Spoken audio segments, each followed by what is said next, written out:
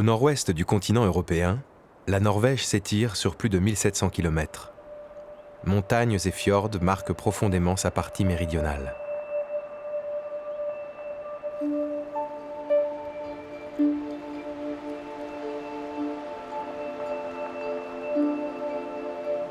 La Norvège est célébrée pour ses admirables paysages de fjords.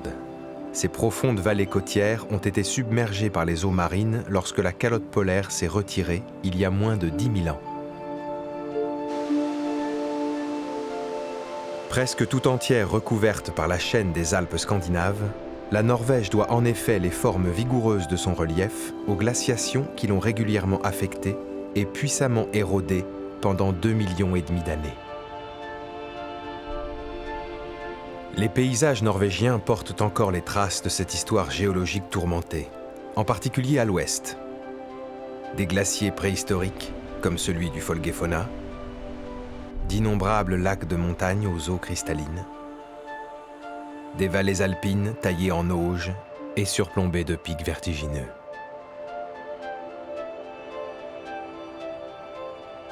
Au cœur de la chaîne, l'immense plateau du Hardangervidda, le plus vaste d'Europe à l'étage alpin, se caractérise notamment par ses paysages de landes à toundra, entrecoupés de lacs, de torrents et de marais.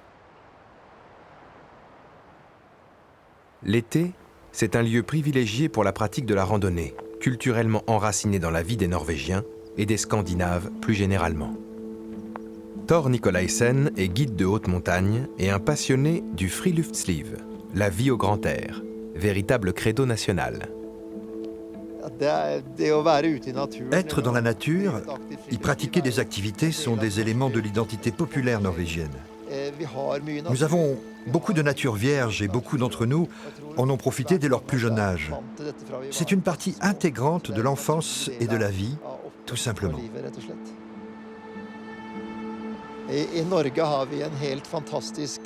La Norvège a une loi fantastique qui s'appelle le droit d'accès à la nature.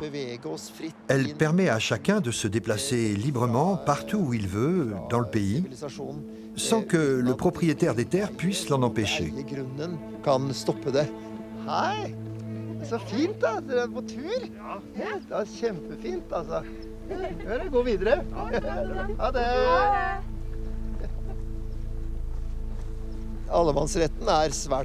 Ce droit d'accès est très populaire en Norvège.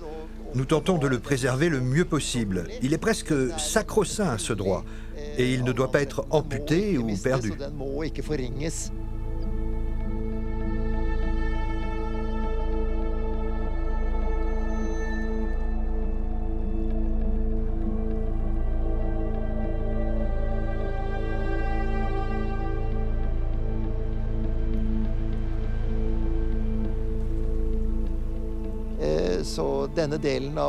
Cette partie de la montagne et du plateau du Hardangervidda est très verdoyante, avec énormément de lacs poissonneux et de rivières.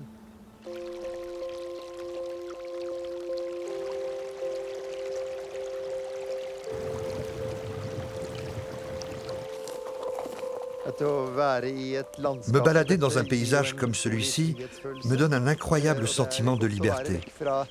J'aime être loin de la ville, de la foule et du bruit. C'est une sensation vraiment précieuse.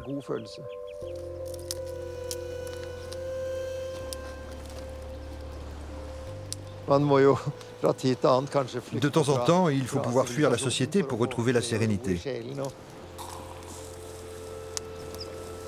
Le stress et les contraintes constantes de la ville ne me conviennent pas. Je veux me sentir libre, m'arrêter pour jouir de la vue et avoir la liberté d'une vie en montagne.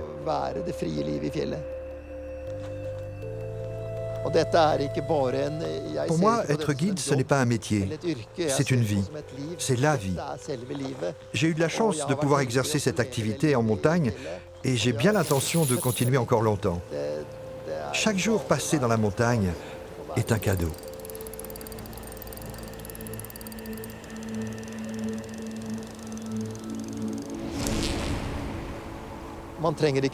Il n'est pas nécessaire de venir en Norvège pour profiter de la montagne.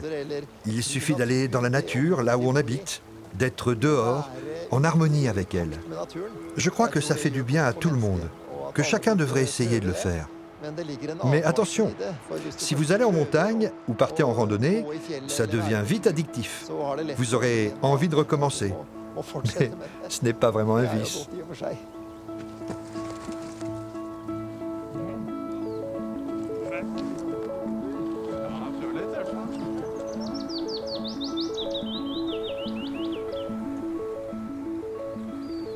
Étiré sur près de 8000 km², le plateau du Hardangervidda est un témoin de l'ancienne pénéplaine qui existait avant le soulèvement des Alpes scandinaves, il y a 60 millions d'années.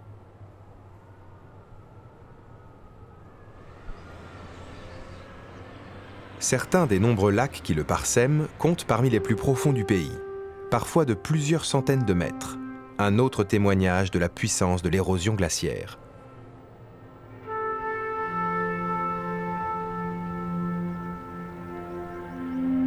Le plateau est par ailleurs un espace de transition entre l'est de la chaîne alpine, plus basse et plus sèche, et sa partie occidentale, plus arrosée, et à la végétation plus riche que les seuls lichens et graminées dont les troupeaux de rennes sauvages raffolent toutefois. L'ouest de la chaîne est aussi celle qui porte les plus hauts sommets et les avatars modernes des glaciers quaternaires. Un peu partout, l'eau de fonte s'en échappe en cascade le long d'apics vertigineux, formant d'acrobatiques chutes dont certaines figurent parmi les plus hautes du monde et alimentant d'innombrables rivières. Montagnes et ressources hydriques sont d'une importance considérable en Norvège, dont la consommation électrique repose presque entièrement sur l'hydroélectricité. Au-delà de la beauté des paysages, l'énergie est donc la première richesse naturelle de la Norvège, première productrice et principal réservoir d'énergie hydroélectrique en Europe. On comprend donc qu'à cet égard, l'avenir des glaciers soit un enjeu d'intérêt national. Jostein Bakke est géologue, professeur à l'université de Bergen et un spécialiste de la géologie du Quaternaire, l'âge de glace en somme. Enfant du pays, il est aussi devenu guide de haute montagne et s'est armé de ses différentes casquettes, en plus de celles de père, qu'il retourne régulièrement sur le glacier du Folgefonna, mêlant intérêt scientifique et plaisir personnel.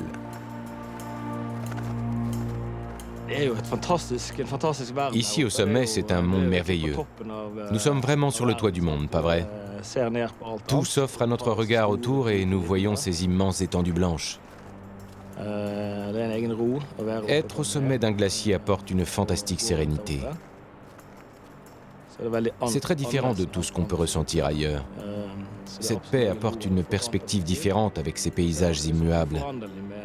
Et même si le glacier fond, cette ambiance persiste et se retrouve à chaque fois que l'on atteint ce sommet.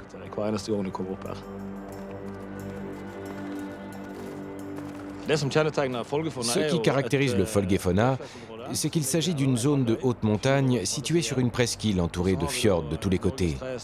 On y trouve le 3e glacier de Norvège par la taille, un glacier sur un plateau avec des bras d'écoulement vers les fjords dans différentes directions. Ce qui crée une ambiance toute particulière, c'est d'être sur ce glacier et de voir ces fjords tout autour. C'est fantastique.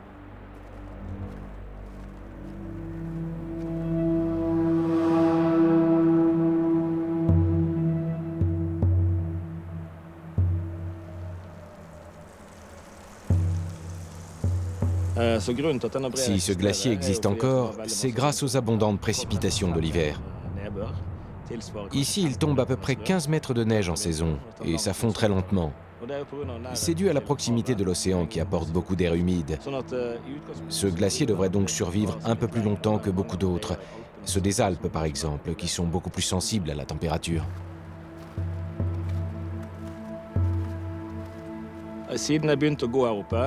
Depuis que je viens ici, notamment comme guide, à partir de 1994, cette partie du glacier a énormément diminué. Il a reculé de peut-être 500 mètres en longueur et a perdu 50 à 100 mètres d'épaisseur.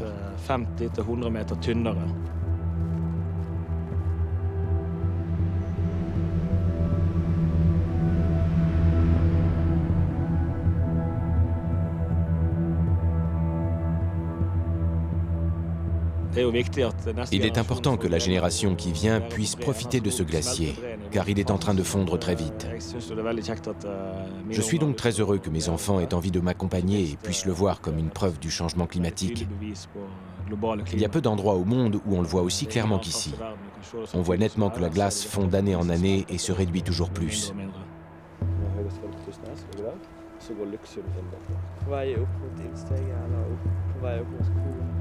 95% de l'électricité norvégienne est renouvelable et les glaciers produisent environ 20% de cette hydroélectricité.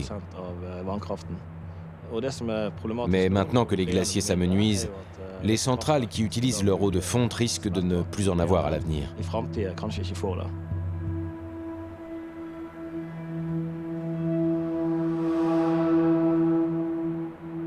C'est la raison pour laquelle les universitaires comme Jostein, mais aussi les acteurs institutionnels comme la Compagnie nationale d'hydroélectricité, contrôlent très régulièrement l'évolution et le comportement des glaciers. Ils mesurent notamment l'épaisseur de la glace en différents points et la vitesse de fonte. Mais Jostein a aussi cartographié les paysages situés sous le Folgefonna, et ce qu'il a découvert n'est pas de très bon augure. Le réchauffement climatique n'est décidément pas, ici comme ailleurs, une bonne nouvelle. Nous avons découvert que beaucoup de lacs se forment sous le glacier quand celui-ci diminue, ce qui peut être dangereux. Dans l'Himalaya, par exemple, l'eau retenue sous les glaciers constitue un grave danger. Nous commençons à voir le même phénomène sous les glaciers norvégiens.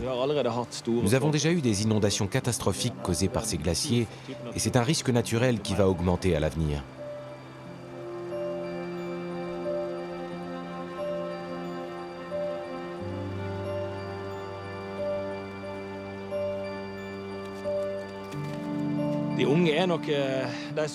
Les jeunes doivent trouver la solution aux problèmes que nous leur avons imposés. Ils devront vivre une vie très différente de la nôtre, utiliser l'énergie d'une toute autre façon, s'en tenir à des sources d'énergie renouvelables. Et d'ici à ce que mon fils soit adulte, le monde doit devenir carboneutre. Sinon, une grande partie de la planète deviendra inhospitalière.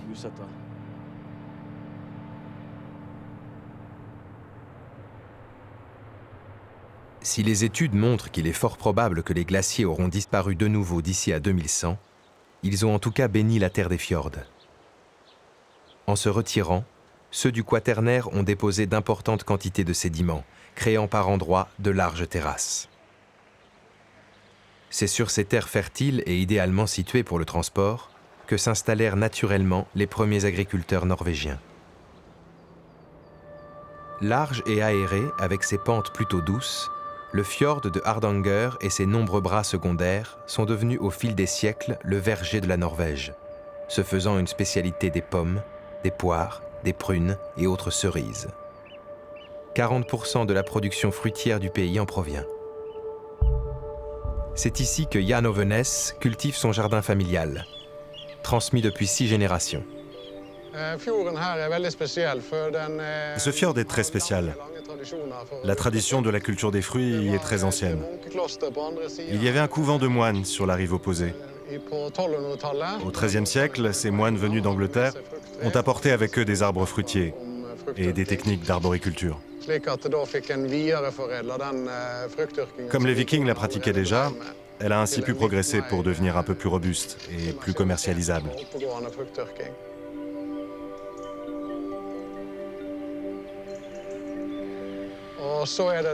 L'autre facteur propice, c'est le climat. Nous sommes entourés de hautes montagnes et nous sommes bien au chaud l'été. Le fjord est très profond, donc il conserve la chaleur pendant l'automne, qui est de ce fait long et doux. Et puis la terre est très bonne ici pour la culture des fruits.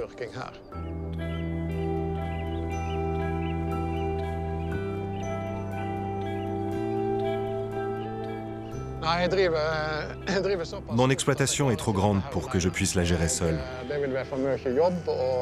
Ce serait trop de travail et j'ai besoin de l'aide d'autres personnes.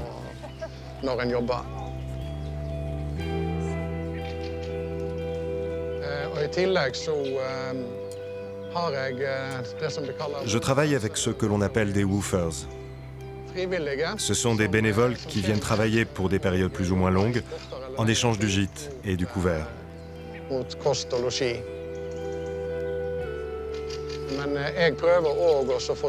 J'essaie d'attirer des gens qui, d'une part, sont intéressés par le fait de venir ici, et d'autre part, qui veulent apprendre quelque chose et tirer profit de leur séjour et de leur travail.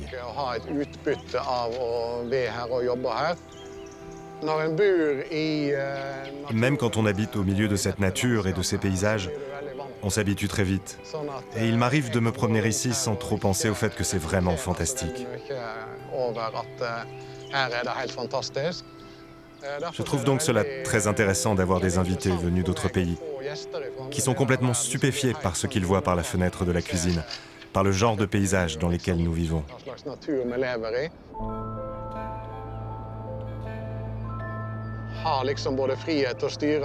J'apprécie la liberté d'être maître de mon temps et d'être dehors, dans un air pur et dans la nature. Je ne suis pas vraiment un fanat d'activités vertes, du genre à cavaler dans la montagne un jour sur deux ou ce genre de choses. Je pense que le travail que je fais à la ferme m'apporte une proximité avec la nature qui, pour ma part, me suffit.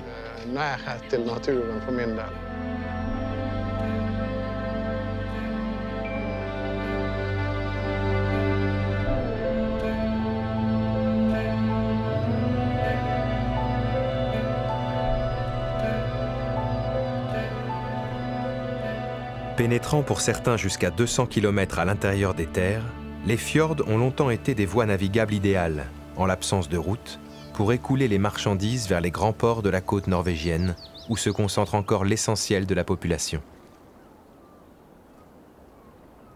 L'action érosive des anciens glaciers s'est exercée jusqu'au littoral, même si elle fut moins forte du fait de la proximité de la mer. Les reliefs sont donc moins vigoureux, mais la côte semble comme déchiquetée, émiettée à l'extrême en une infinité d'îles et d'îlots, souvent précédés par un chapelet d'écueils.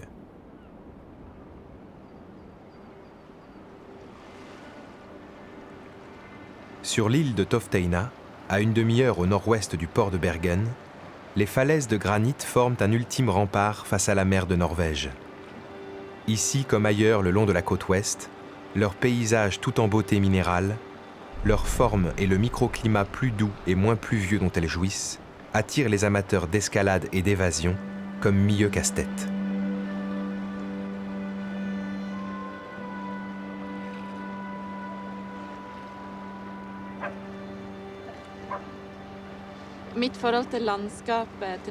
Mon rapport avec la nature est aussi bien physique que spirituel.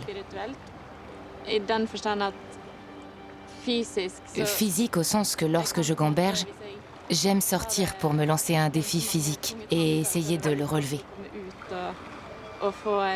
Mais parallèlement, c'est aussi l'opportunité d'absorber cette nature dans laquelle j'évolue, d'y respirer, et c'est donc aussi d'une certaine façon spirituel.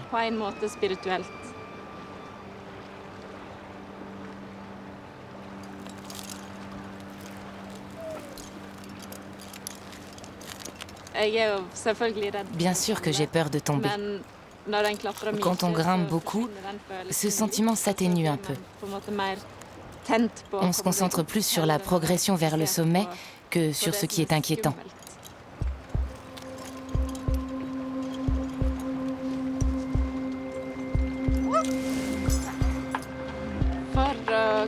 Pour grimper, il suffit d'en avoir envie. La force vient petit à petit. La technique est la partie fondamentale de l'escalade. Et c'est là-dessus qu'il faut avant tout se concentrer, plutôt que sur la force.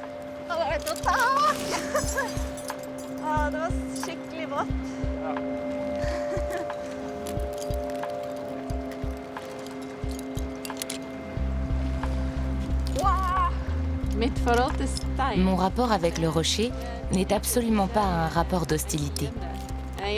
J'aime beaucoup la pierre. Je la vois plutôt comme un élément, un substrat neutre. Et je ne crois pas que le rocher me considère ni comme un ami, ni comme un ennemi.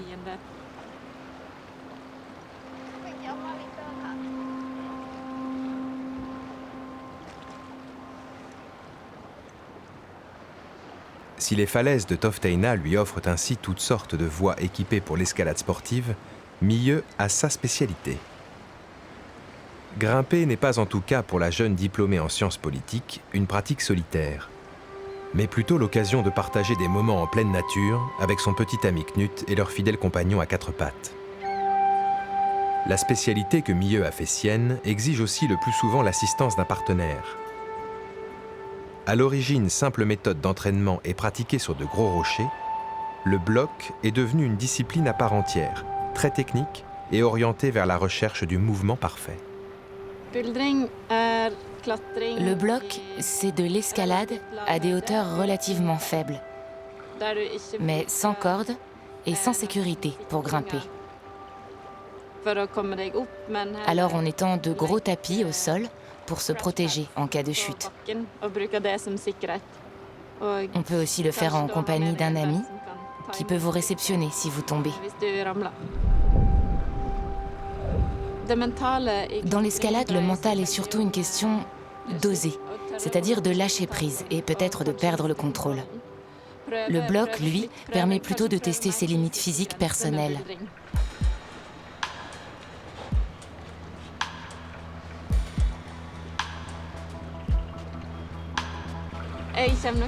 Je vais sûrement continuer de grimper toute ma vie, tant que mon corps me le permettra. Et c'est facile de trouver des défis, même quand on vieillit et qu'on perd en souplesse. Il est toujours possible de trouver des défis adaptés à son propre corps.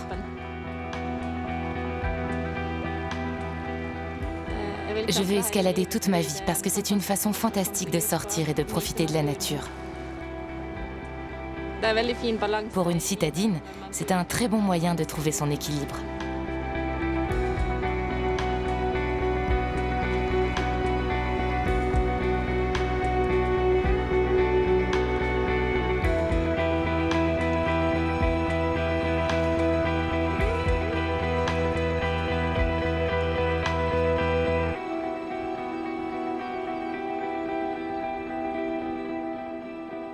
Si aujourd'hui les Norvégiens vénèrent la nature et s'y immergent dès qu'ils le peuvent, il n'en a pas toujours été ainsi.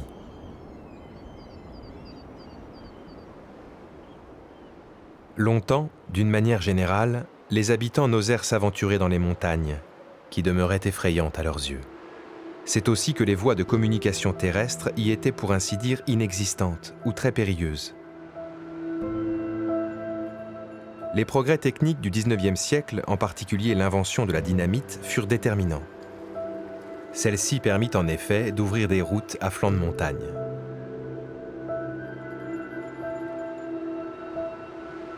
La fameuse route des neiges, l'Aurlandsfjellet, ne date, elle, que de 1967. Si elle est réputée pour être l'une des plus panoramiques du pays, elle n'est ouverte que quelques mois dans l'année, demeurant encore enneigée parfois jusqu'au début du mois de juin. Culminant à 1300 mètres, elle traverse des étendues rocheuses ponctuées de lacs et offre des vues remarquables sur certains bras du gigantesque Sognefjord, notamment le très pittoresque Aurlandsfjord.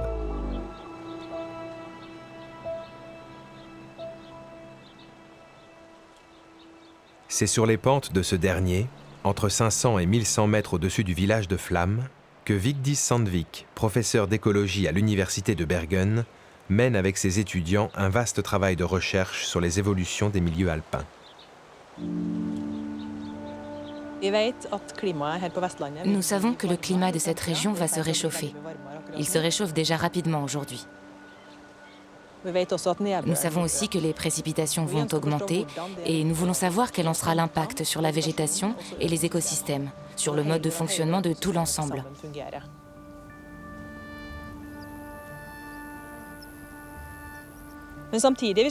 Si l'on considère aussi les énormes écarts de température que nous avons ici, des hautes montagnes aux profondes vallées, du littoral humide aux terres froides et sèches de l'intérieur, on voit bien que beaucoup des nombreux climats terrestres sont représentés sur ce tout petit territoire.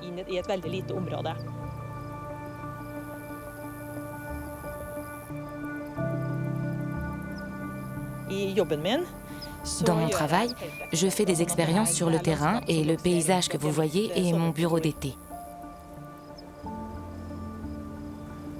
Installés à différentes altitudes, de grands quadras de végétation servent de terrain d'étude pour comprendre les interactions qui se jouent entre les plantes sous différents climats.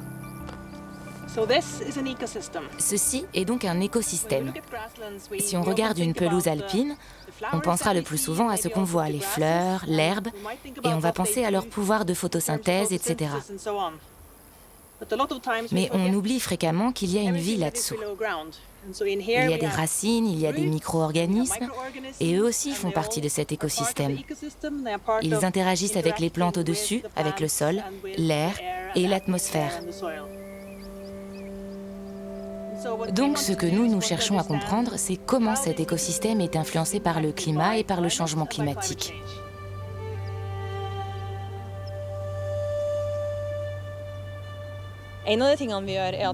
L'une des expériences que nous menons est de transplanter des morceaux de végétation depuis la montagne vers des zones plus chaudes.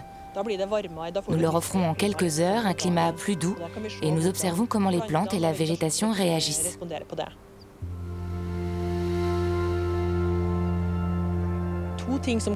Deux choses peuvent se produire quand le climat se réchauffe. Premièrement, la température augmente, ce qui peut être bénéfique, et la croissance peut être plus forte. Mais outre cette hausse de la température, une nouvelle végétation apparaît. De nouvelles plantes des terres basses se répandent, que les plantes de montagne rencontrent et qui peuvent leur faire concurrence. Et souvent, ces plantes de basse altitude savent mieux profiter des ressources que les plantes de montagne. Celles-ci disparaissent au profit de leurs concurrentes. Et c'est ainsi que la biodiversité s'appauvrit.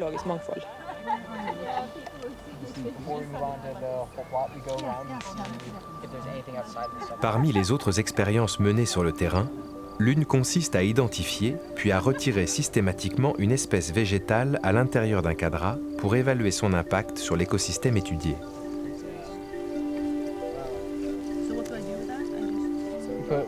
Il faut mettre une fois dans la case commentaire.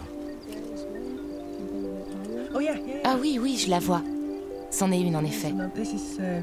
Elle a sa taille adulte avec une grosse feuille. Emmener des étudiants sur le terrain est pour moi une source d'inspiration. Ce sont des jeunes qui viennent du monde entier, de différents pays, de différentes origines. Certains sont biologistes, d'autres pas, et ils manifestent tous beaucoup d'intérêt. Ils contribuent à la matière d'articles de recherche qui seront publiés et à poser les bases de nos connaissances futures. Et ils font preuve d'un optimisme et d'une foi dans l'avenir qui sont très communicatifs.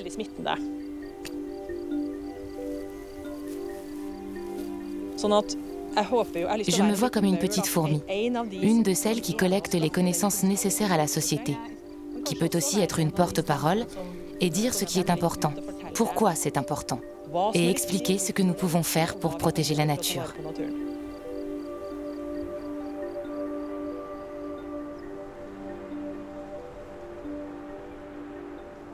Il semble important en effet de préserver les écosystèmes des régions alpines.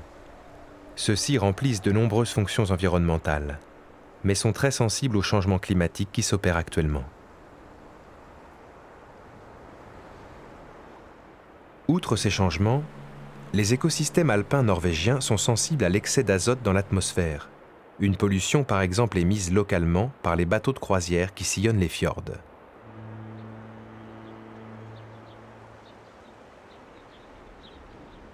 Le petit port de Flam, au fond de l'Aurlandsfjord, est à cet égard l'un des plus visités l'été.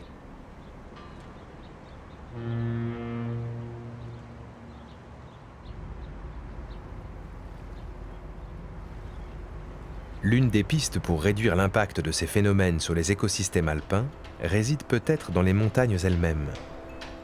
C'est le pastoralisme qui, dans la vallée de Flamme, s'est perpétué tant bien que mal et montre son influence bénéfique.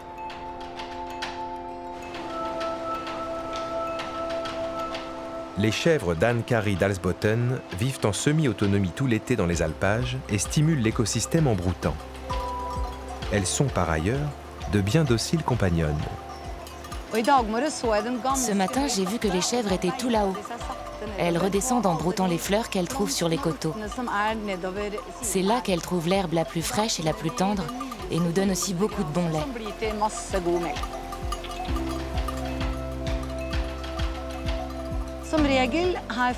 En général, ici, à la ferme d'été, elles reviennent toutes seules, sans qu'on ait besoin de les appeler.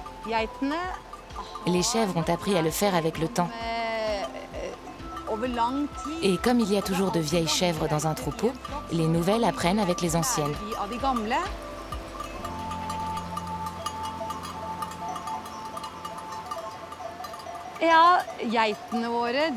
Les chèvres font vraiment partie de notre vie. Et nous nous en occupons toute l'année, l'hiver dans la chèvrerie et l'été à l'alpage.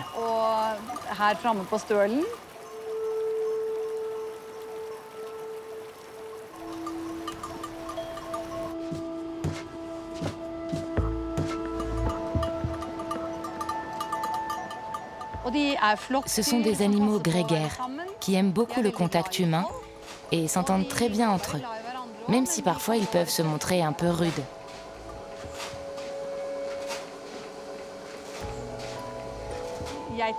Si les chèvres sont si importantes, c'est parce que nous vivons tout près d'elles. Nous sommes en permanence aux petits soins pour elles. J'ai eu des chèvres que j'aimais particulièrement et c'est douloureux s'il leur arrive quelque chose.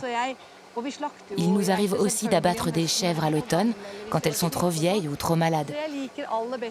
C'est pour cela que je préfère voir le troupeau comme un ensemble, pour éviter de trop m'attacher à l'une ou à l'autre.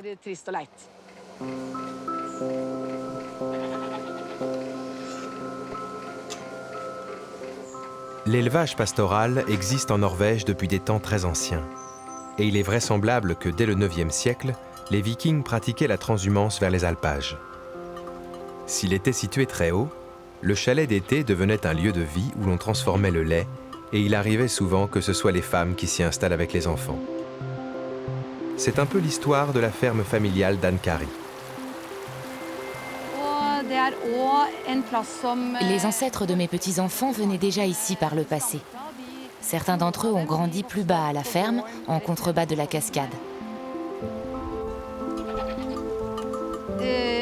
Mon mari m'a raconté que quand il était petit et accompagnait sa mère à l'alpage, un peu plus haut encore dans la montagne, ils attendaient avec impatience que le brunost soit prêt parce que c'était la seule friandise qu'on pouvait avoir là-haut. Presque tous les Norvégiens ont grandi avec le brunost, depuis leur plus tendre enfance.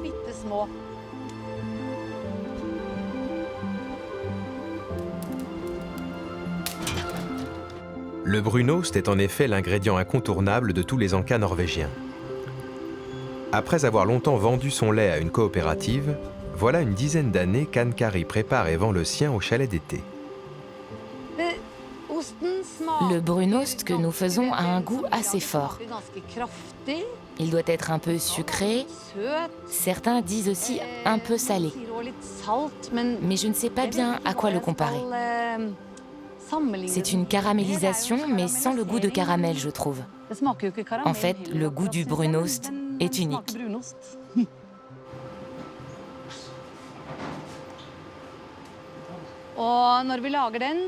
Pour le fabriquer, nous chauffons d'abord le lait, nous ajoutons ensuite un ferment, puis de la présure afin de faire cailler le lait. Après cela, nous prélevons le caillé et nous transférons le petit lait aussi vite que possible dans la cuve à brunost. Quand j'étais petite, je pensais que c'était du fromage et quand j'ai appris que ça n'en était pas, j'ai été terriblement vexée. Ensuite, j'ai appris que le brunost était en réalité fabriqué avec les sucres du lait et que le caillé devenait le fromage blanc. Mais je me suis sentie presque déshonorée.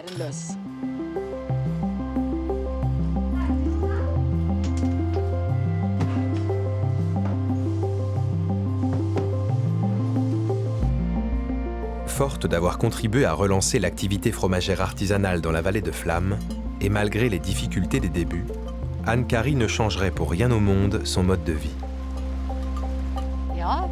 Je suis heureuse ici, oui. Je pense habiter ici encore longtemps, parce que c'est beau et sauvage. Et parce que je me sens libre entre ces montagnes.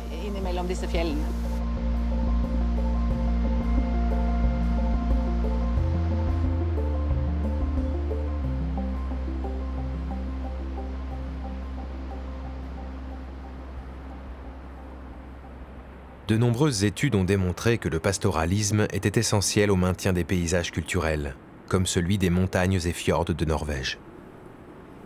Il contribue à l'entretien des terres et des sols agricoles, à la préservation de la qualité de l'eau des rivières et de la biodiversité en général.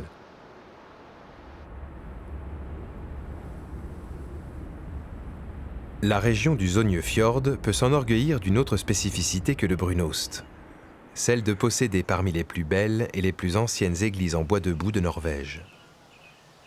Urnes, dominant le superbe Lustrafjord, est considérée comme la doyenne de ces édifices typiquement norvégiens, appelés stavkirker.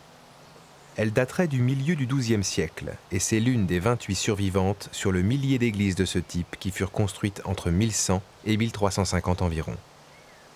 Érigées exclusivement en bois dans des styles différents, elles ont pour trait commun un squelette constitué de poteaux, des toits à pignons multiples et des portails extrêmement ouvragés et stylisés, notamment celui d'Urnes, exemplaire de l'ornementation viking tardive. L'intérieur se distingue souvent par des colonnes à chapiteaux cubiques. Les 48 faces sculptées de ceux d'Urnes sont à cet égard uniques, s'éloignant du style viking pour se rapprocher du roman européen. Chef-d'œuvre de l'architecture en bois de Scandinavie, les stavkirker sont le produit de plusieurs phénomènes. La christianisation progressive de l'élite viking, l'habitude norvégienne de préférer le bois à la pierre en construction, et le savoir-faire des charpentiers qui en découlait. Dans un pays exposé à des vents violents, des constructions de cette hauteur, comme ici Kopanger, présentaient a priori une stabilité précaire. Elle fut compensée par une technique de découpe du bois en biais, empruntée à la charpenterie de marine, qui rend tous les éléments solidaires les uns des autres.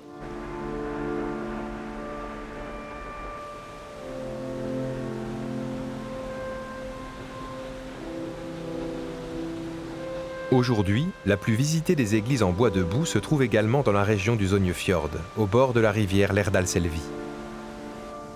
Borgund est en effet considérée comme la seule demeurée absolument intacte depuis son édification vers 1180. Classée au patrimoine mondial de l'humanité, comme Urnes, elle incarne le prototype même de la stavkirke, avec ses toits étagés sur 6 niveaux, d'où jaillissent des têtes de dragon et ses bardeaux disposés en écailles.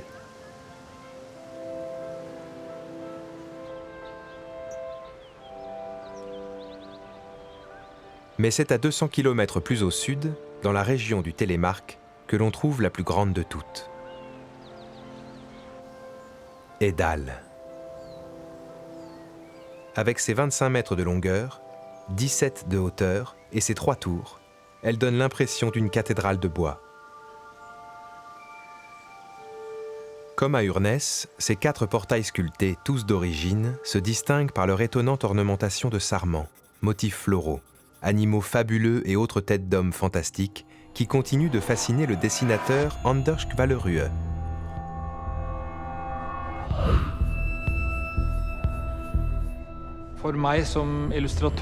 Pour moi, en tant qu'illustrateur travaillant sur des motifs historiques, l'église d'Edal est une source d'inspiration. C'est aussi une référence en termes d'architecture et un moyen de se sentir immergé dans l'histoire.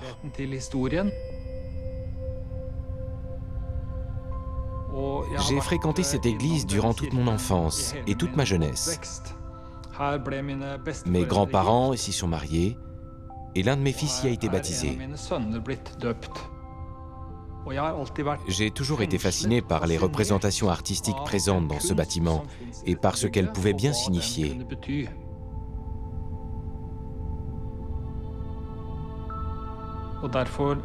Ce sentiment que je peux voir et toucher la même chose que mes ancêtres depuis tant de générations est peut-être ce qui m'impressionne le plus.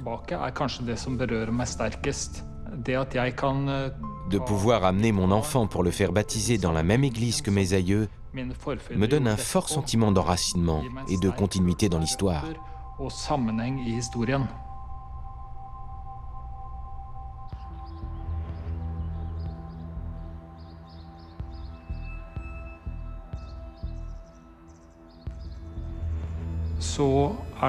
Certes, un message chrétien est délivré dans cette église, mais il existe aussi un héritage culturel qui est encore plus ancien que ce message en Norvège, à savoir le culte des ancêtres. La décoration abonde également d'anciens mythes païens de lutte contre des dragons, et le fait d'orner les portes de symboles terrifiants était aussi une mesure de précaution typiquement païenne, un moyen de tenir à distance les forces du mal. Ces ornements formaient une protection. Ils étaient magiques.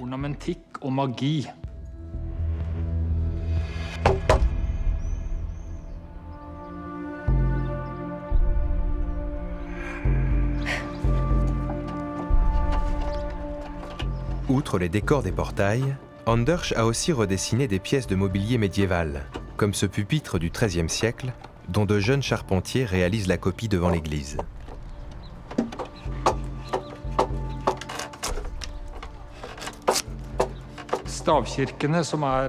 Les églises en bois debout sont vieilles de 800 à 900 ans. La raison de leur longévité est qu'elles sont construites dans un bois particulier, le pin, mais pas n'importe lequel. Il s'agit du cœur résineux de gros pin. Il provient de très vieux arbres qui ont développé une résistance particulière à la pourriture.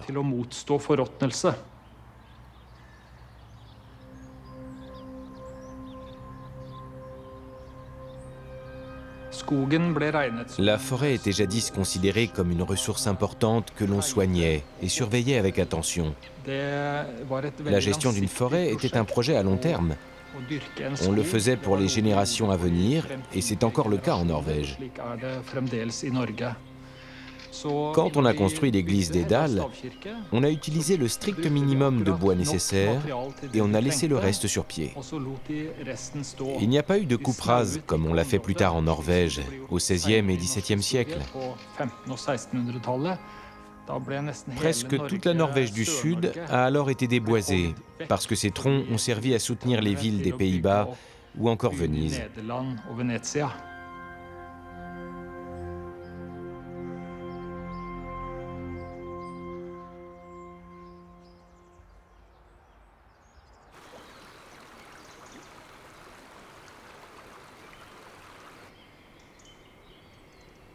Les mêmes vikings qui édifièrent les Stavkirker circulaient sur les fjords norvégiens à bord de grands bateaux de bois, les Langskip, des navires de guerre que nous appelons drakar. C'est dans le Vestfold, près du port de Tønsberg, que l'on retrouva justement en 1904 l'une de ces grandes embarcations exposées aujourd'hui au musée des navires vikings d'Oslo. En 2012, une réplique de ce bateau, le Saga Oseberg, fut réalisée avec les matériaux et selon les techniques du IXe siècle. À l'origine de cette aventure d'archéologie expérimentale, une bande de passionnés menée par Ole Harald Flaten, lequel avec son équipage est sur le point d'appareiller pour un petit voyage sur l'eau et dans le temps. Construire des dracars est devenu une obsession. C'est incroyablement gratifiant de découvrir comment les Vikings, il y a 1200 ans, concevaient et construisaient ces bateaux. Ils étaient de formidables artistes et artisans, et savoir travailler comme eux est devenu à bien des égards un choix de vie.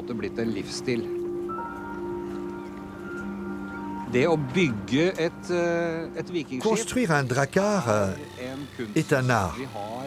Nous avons des charpentiers de marine qui nous guident, mais aussi beaucoup de bénévoles qui participent au travail.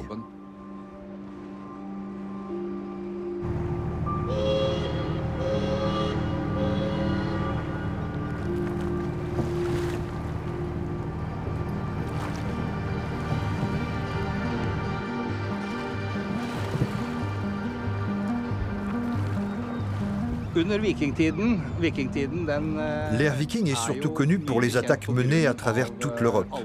Des attaques qui n'auraient pas été possibles sans ces fantastiques bateaux. Les drakkars étaient célèbres pour être les plus rapides de leur temps. Ils avaient un si faible tirant d'eau qu'ils pouvaient pénétrer là où aucun autre bateau ne le pouvait. On pouvait aussi rabattre le mât, ce qui les rendait presque invisibles. Par leurs caractéristiques, les drakkars représentaient un type tout à fait nouveau de navire, mais aussi de transport maritime. À cette époque, tout le monde avait peur des drakkars, et cela a duré quelques siècles.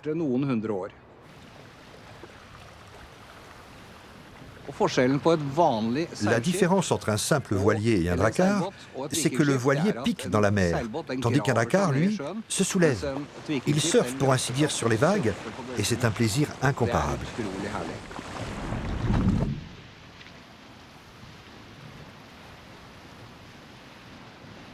Les Vikings vivaient en harmonie avec la nature, ils faisaient partie d'elle. Ils connaissaient ses forces et ne vivaient pas au rythme de la montre.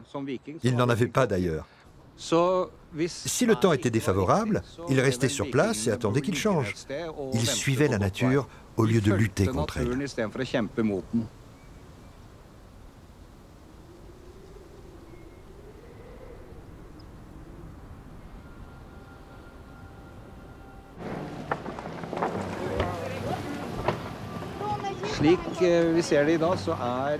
De notre point de vue, les Vikings n'étaient pas seulement des pillards et des pirates. Ils étaient aussi de fantastiques artisans, d'incroyables explorateurs, de superbes marins et devaient être totalement intrépides à cette époque. Ce projet nous a permis de développer un énorme respect pour ces gens qui vivaient voilà 1200 ans.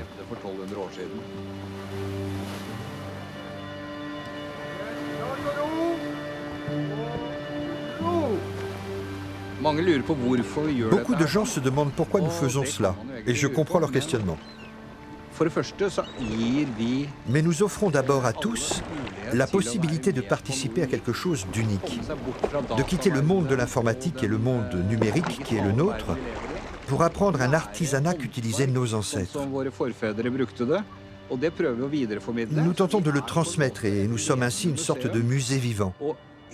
Nous sommes là pour que les gens puissent en savoir plus sur leur histoire. Cette connaissance les aidera à mieux comprendre leur propre présent.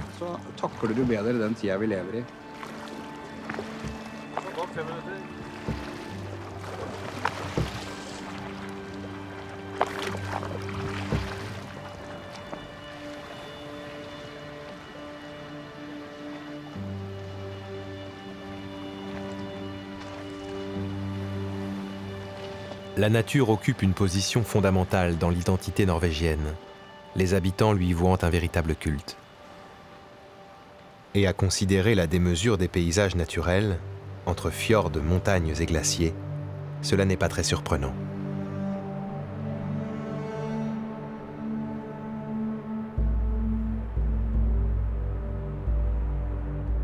Ce culte est toutefois une création relativement récente. Il aura été le fruit de la Norvège du XIXe siècle et de ses aspirations à se définir comme nation après 300 ans d'hégémonie danoise et une union forcée avec la Suède qui durera jusqu'à l'indépendance du pays en 1905.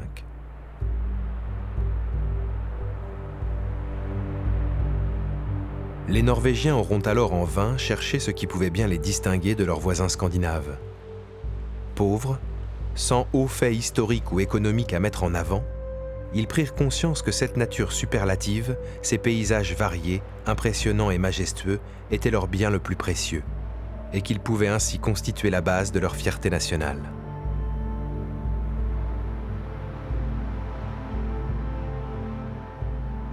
Petit à petit, aux quatre coins du royaume, l'identité norvégienne s'est cristallisée autour d'un mode de vie fondé sur la proximité, le respect et l'amour d'une nature essentiellement montagneuse et subarctique qui exigeait de ceux tentant d'y survivre courage, force et endurance.